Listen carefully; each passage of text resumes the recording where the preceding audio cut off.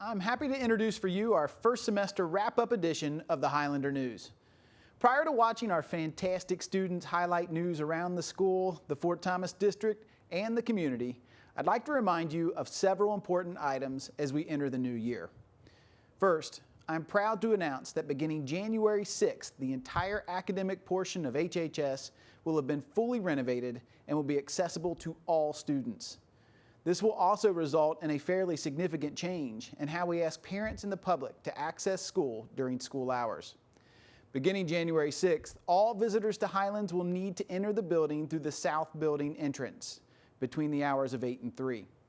The South Building is the entrance closest to the circle driveway. There are several important parent meetings in early January I'd like to remind you about as well. All of the following meetings take place in the Performing Arts Center at 7 p.m. January 7th will be the junior parent meeting. On January 9th, there will be a financial aid meeting. All current 9th and 10th grade parents are invited on January 16th. Any incoming 9th grade family is invited on January 14th for an introduction to the scheduling process and the opportunity to speak to representatives from academic departments. Please call or email our offices if you have any questions. On January 10th, all student report cards with grades from the first semester will be sent home with students. Finally, junior students and families are encouraged to consider the ACT Boot Camp through Torch Prep with special Highlands pricing in preparation for the ACT test given at HHS this March 4th. A link can be found on the Highlands Guidance webpage. As always, please feel free to continue to review the Guidance webpage and the athletic calendars using the links on the screen. Also, remember you can view our daily announcements using the link found on the screen as well. Please don't hesitate to contact your son or daughter's teacher, guidance counselor, or administrator to discuss concerns you may have.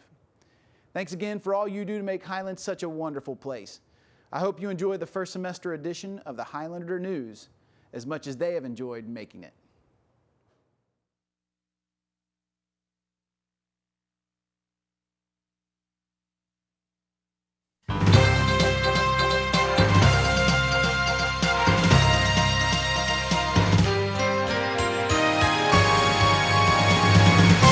Hello Highlands and welcome back to the last edition of the 2013 Highlander News. I'm Michael Ayers. And I'm Mackenzie Goyert. After returning from break, Tuesday, January 7th is the 11th grade parent meeting. Thursday, January 9th will be a college financial aid meeting. And Thursday, January 16th is the 9th and 10th grade parent meeting. These meetings will begin at 7 p.m. in the Performing Arts Center. Winter break is approaching and that means Christmas lists are coming together. Let's find out what the people of Highlands are wanting for the holidays. Colin? It is that time of the year again. Winter break is right around the corner, and I went around school to see what people have on their Christmas list. I'd like a pair of slippers, record player, toys. I think some guitar lessons would be pretty cool. Taylor Herget. Anything but Alex Fenneman. I'd like a sweater. A North Face. What would you like for Christmas? Underwear. Some snowflakes on it. World peace. I want a hippopotamus. Only a hippopotamus will do. A puppy. Like a reindeer. Preferably light blue. I would like a Red Ryder BB gun. Justin Reuter, what would you like for Christmas? A new amp for my guitar wouldn't be bad. Well, I don't do Christmas, so I really don't want anything. I want my kids to clean the kitchen. With pockets. Some socks. Scholarship to Harvard. I want a tattoo. Electric toothbrush. How about a new watch? Fuzzy socks. Gift card TJ Maxx. Flashlight. New rugby ball. I'm trying to get the new iPhone 5S. A new fishing rod. I want my car back. I want a Grand Theft Auto 5 for Christmas. Versace cologne. A laptop. A pony. Some new combat bits. Well, I've been wanting some new set of golf clubs, and I've been into bowling lately, so I really want one of those, trying to work on my hook ball, so I need one of those wrist things, that sleek leather wrist, keep my wrist in place. That's what I need, most of all. I hope everybody gets what they want for Christmas. Enjoy the long break. We'll see you guys next year. Back to you guys in the studio. Fort Thomas is a close-knit community with a lot of history. Melissa Kelly, city clerk, and Debbie Buckley, Renaissance manager, are offering the citizens of Fort Thomas a way to revive the fort by being able to purchase an inscribed brick. These bricks will be placed around the old mess hall in efforts to create a larger and all-encompassing museum for the city. For more information, please see www.ftthomas.org. Cincinnati Zoo is a popular attraction around the northern Kentucky and greater Cincinnati area. A popular event they host is the Festival of Lights, a great way for families to get in the holiday spirit. Fisher and Colin have more. Hey guys, I'm Colin Cruzy. And I'm Fisher Cook. And we're here at the annual Festival of Lights. It's bigger and better than ever this year, so let's go see what it's all about.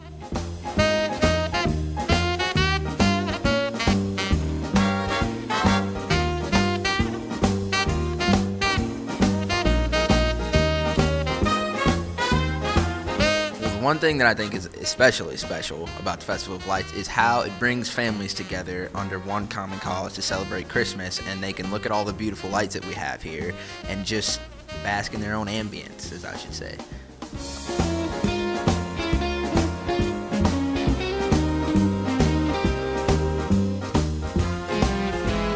One of the things that we've done really well is figuring out how to incorporate animals into the Festival of Lights, because obviously that's what sets us apart from every other holiday attraction in Cincinnati. And so one of our challenges is figuring out how to take animals out into the freezing weather, which is Cincinnati. So we've kind of tackled that challenge and set up stations where people can meet animals. And so, you know, you can't go somewhere else and see lights, but also pet a penguin. So that's one of the things that makes us unique.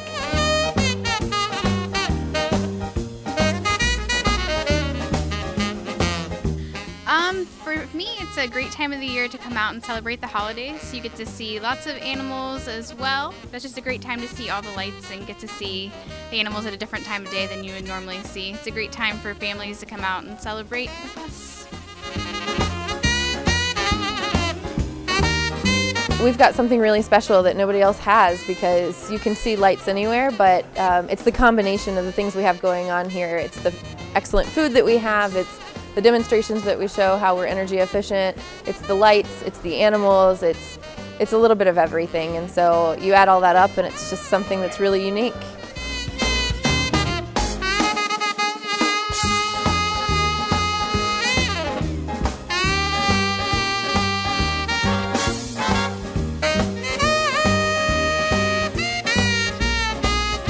Best part about the Festival of Lights is seeing all the children and the smiles and just the glow that they have in their faces when they see everything and all the lights.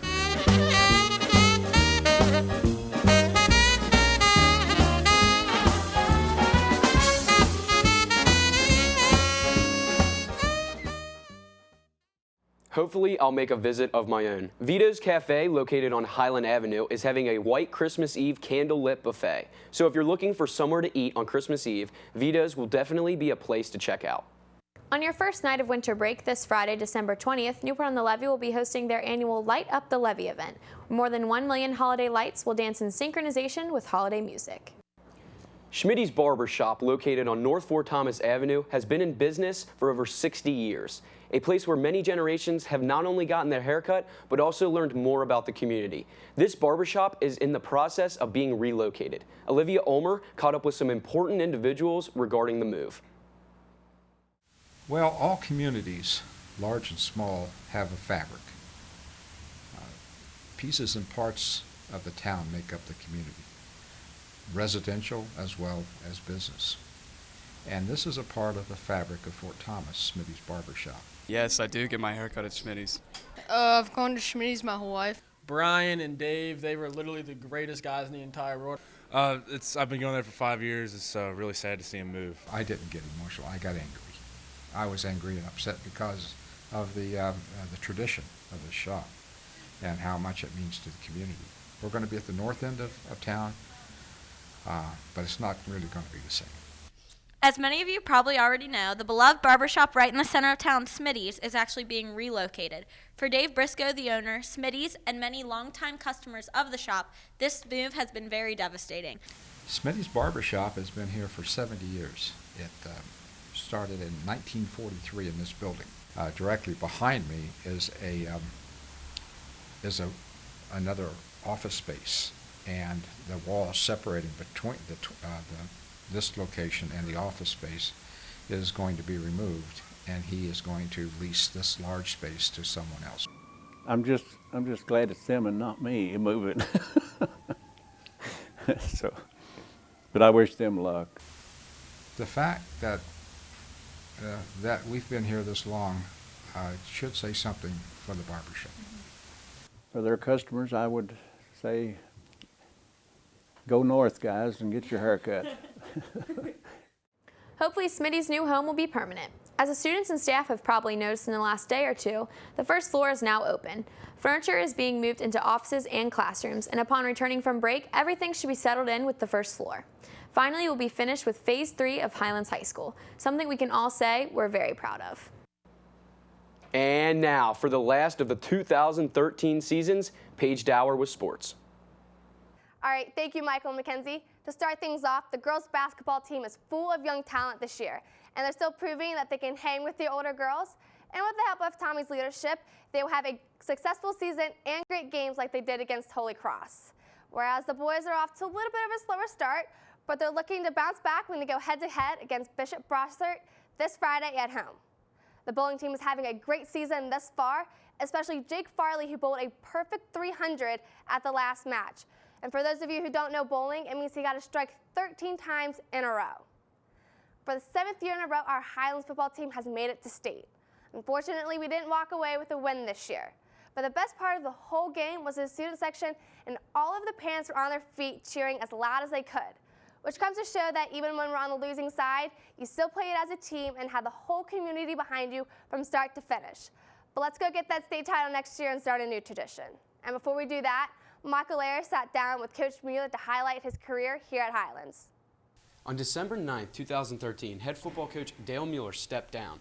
After 20 long seasons and 11 state titles, he definitely left his mark. I'd been thinking about it for a couple of years, and I just love being a high school football coach. I've been so blessed to be able to be a high school coach. It's been the perfect profession for me.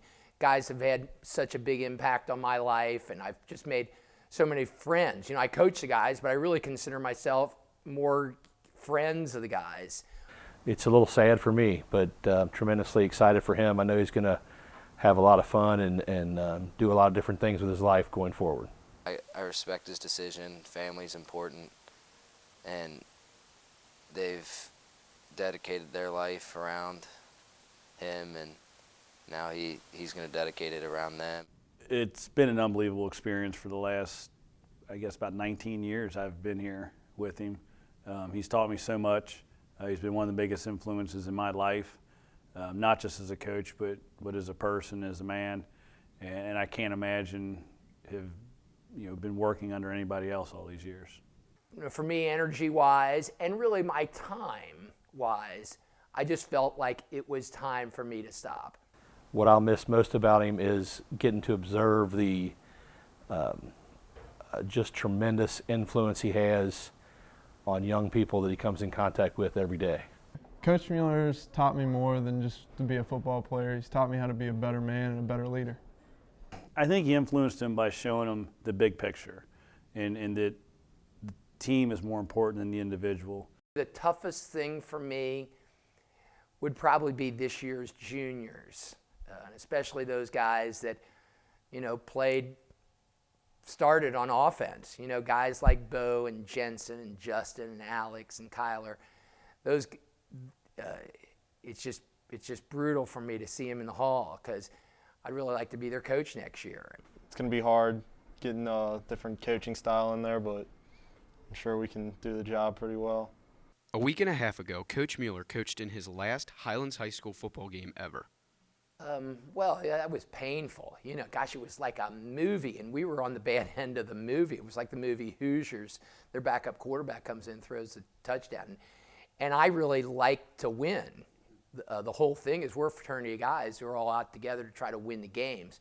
But it was never really about seeing how many games you could win. I never really wanted to be a coach to see how many games I could win. Really, when I first started being a coach, I really pictured it more as a social worker. He's really engraved it in the players that trying hard pays off, and I think no matter who's the coach, that's still going to That's how they're going to practice. That's how they're going to play.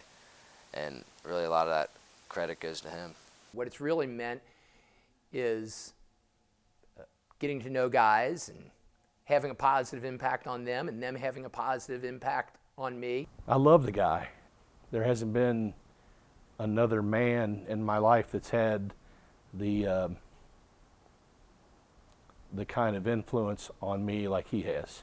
Coach Mueller, you've impacted more people than you probably can remember. You've impacted players on the field, but most importantly, you've impacted people off the field. And for that, we thank you.